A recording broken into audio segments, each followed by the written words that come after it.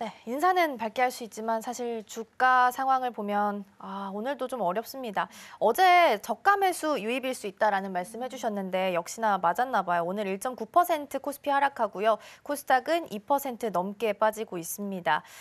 선물 쪽에서도 외국인은 매도로 찍혀 있고 앞서서 이제 잠깐 이야기 나눈 것처럼 환율 벌써 1,450원 넘어섰거든요. 도대체 이거 어떻게 해야 될까요? 사실 이 모든 이제 복합적인 요인들 때문에 결국에 환율이 이렇게 지금 상승이 좀 나온 상황이고요. 그리고 이전에도 한번 말씀드렸지만 정말 최악의 경우에는 1,450원 이상까지도 조금 열어놔야 된다라고 말씀을 드렸었는데 사실 이렇게까지 지금 빨리 올 줄은 그러니까요. 좀 몰랐습니다. 그래서 사실 뭐 내년 상반기쯤에는 조금 예상을 했던 부분인데 이게 지금 1,450원대를 넘어가게 되면은 최근 들어서는 거의 가장 고점인 부분이다라고 좀 판단이 되고 있고요. 아무래도 이제 오늘 우리 시장의 충격은 어제 미국장에 좀 영향을 받을 수밖에 없다라고 좀 판단이 됩니다. 그래서 어제 미국장도 상당히 좀 많이 밀렸던 모습이고요. 특히 나스닥 같은 경우에는 5개월 만에 거의 최악의 수준으로 한 3% 이상 좀 밀렸던 그런 모습들을 보여주는데 결국에 이제 그 금리나 이 통화 정책에 대한 부분들이 상당히 좀 불확실성에 휩싸여 있는 이런 상황들이기 때문에 이런 부분들에 있어서 좀 크게 영향을 받는 게 아닌가라고 좀 판단이 되고 있고요. 특히 이제 이번 연도 9월만 하더라도 내년 금리 인하를 한 4차례 정도 이제 인하할 거라고 좀 예상을 했었는데 이게 완전히 지금 예상 밖에 빗나가고 있는 뭐 그런 상황이죠. 그래서 지금 한 2회 정도가 적당하다라는 어떤 그런 매파적인 발언들이 좀 나오고 있는 상황입니다. 그래서 결국에는 이제 금리 인하를 신중할 수밖에 없는 이유가 결국에 소비 지표가 지금 미국 같은 경우에 너무 지금 좋다라는 거거든요. 그래서 특히나 이제 11월 소매 판매 지수도 0.7% 정도 시장이 예상했던 0.5%보다 훨씬 더 이제 높게 나왔던 부분들이고 그리고 중요한 게 이제 PC 이 물가 지수가 2025년도에 원래 이제 9월 달에 예상했던 게 한 2.1%였는데 이게 또 상향 조정이 됐습니다. 2.5%대까지. 그럼 내년에 이제 물가가 더 오를 수밖에 없다라는 거죠. 그럼 이렇게 되면 이제 인플레이션을 잡는 게 아니라 오히려 지금 촉진이 될 수밖에 없다라고 좀 볼 수밖에 없기 때문에 사실 미국 입장에서도 지금 이렇게까지 모든 게 견조한 상황에서 돈을 더 풀기에는 완화하기에는 상당히 조금 무리가 있는 시점이 아닐까라고 좀 판단이 되고 있고요.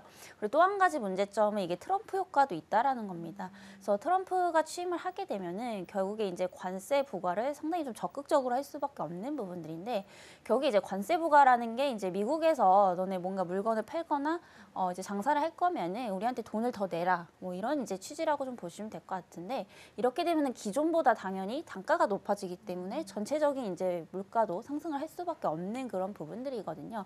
이렇게 되면은 결국에 이제 또 인플레이션에 대한 부분들, 둔화에 대한 어떤 우려가 상당히 좀 있을 수밖에 없는 그런 상황이고 결국에 이런 부분들이 이제 안전자산인 달러 쪽으로 이제 수급이 옮겨갈 수밖에 없다라는 겁니다. 그래서 오늘 이제 이런 결과물이 만들어진 게 지금 한 1,352원에서 3원 정도 왔다 갔다 이렇게 하는 수준인데 이게 정말 최악의 경우에는 1월 달에 트럼프 취임 이후에 이제 세부안에 대한 어떤 정책들이 또 나올 거죠. 그래서 그런 부분들에 있어서 또 한 번 이제 환율이 더 급등을 할 수밖에 없다라는 점을 봤을 때 지금 우리 시장은 이러한 영향들을 좀 그대로 받을 수밖에 없다라고 좀 판단이 되고 있고요.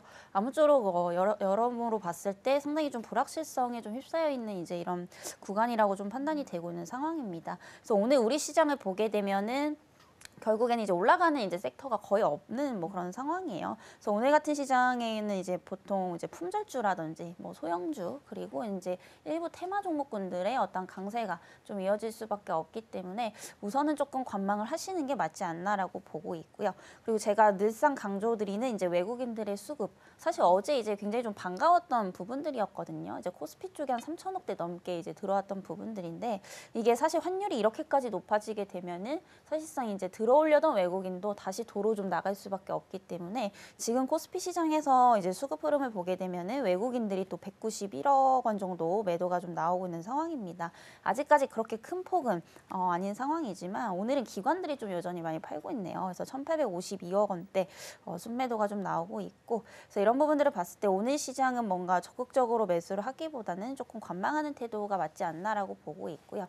그리고 제가 일전에도 좀 말씀드렸는데 이렇게까지 좀 불확실한 확실하다라고 하면 굳이 이제 국내 주식만 또 고집을 하실 필요는 없거든요.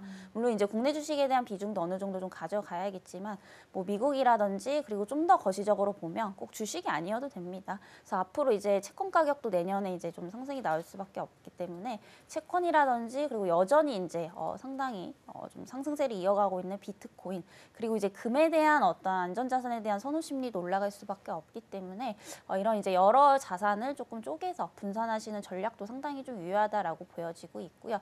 또한 이제 아시아 증시에서 우리가 중국 증시도 좀 눈여겨봐야 되지 않을까라고 보고 있습니다.